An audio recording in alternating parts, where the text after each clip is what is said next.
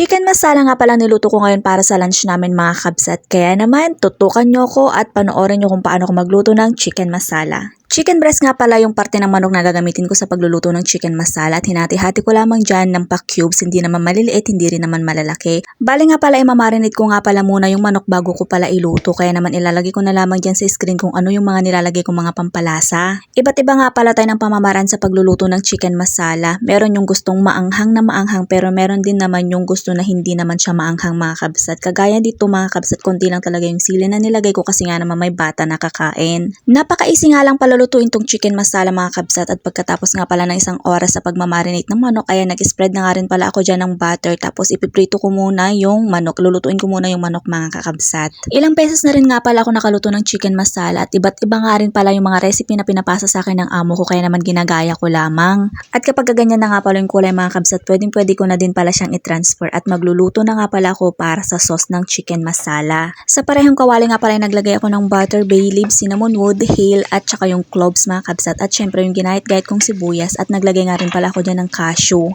At magdadagdag nga rin pala ako dyan ng giniling na luya at giniling na bawang. At imekos-mekos natin and lastly mga kabsat ay maglalagay ako ng kamatis. At magdadagdag nga rin pala ako dito ng pampalasa mga kabsat, yung masala powder, paprika at asin, tapos konting asukal. At syempre i-blender natin yan mga kabsat. At pagkatapos ko nga palang i-blender ay binalik ko sa kawali para pakuluan ulit. Yung iba kasi mga kabsat, biniblender nga pala muna nila yung mga kamatis, sibuyas bago nila iluto. Pero sa akin, niluto ko muna bago ko i-blender at nagdagdag nga rin pala ako dyan ng cooking cream pampasarap. At syempre yung niluto kong manok dyan mga kakabsat ay nilagay ko na dyan sa sauce na ginawa ko. At papakuluan lang natin mga kabsat ng mga 5 minutes. At nagdagdag nga rin pala ako ng parsley dyan sa chicken masala mga kabsat para maganda rin yung kulay niya. At para lalong gaganda yung presentation ko ngayong araw mga kabsat ay nagprito na rin nga pala ako dyan ng sibuyas.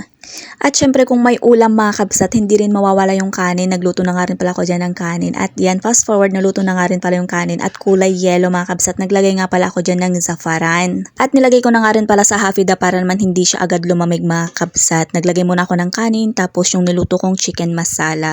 At syempre hindi mawawala talaga yung parsley para sa decoration niya mga kabsat. At syempre yung niluto ko or prinito kong sibuyas. Bale 2 hafida nga pala yung pinaglagyanan ko dyan mga kabsat kasi nga naman para sa amo kong lalaki at para sa amin yung malaki kasi nga naman hindi pa daw kakain yung amo kong lalaki. Hindi pa kakain kasi nga naman may binabantayan nga pala siyang nagtatrabaho sa taas mga kabsat. At pagkatapos nga palang kumain ng madamdamin namin at yung alaga ko mga kabsat ay kumain na rin kami. Syempre sasabihin ko talaga na napakasarap yung niluto ko ngayong araw na chicken masala mga kabsat kasi nga naman ako yung nagluto, 'di ba? Cheers! Pero sa totoo lang naman talaga mga kabsat ay masarap naman talaga ang niluto kong chicken masala ngayon. At syempre with love yan. Kailangan hindi ka galit mga kabsat kapag ka nagluluto ka kasi nga naman pag galit ka hindi masarap yung niluluto mo. At kapag ka happy ka nako lalong sasarap ang niluluto mo.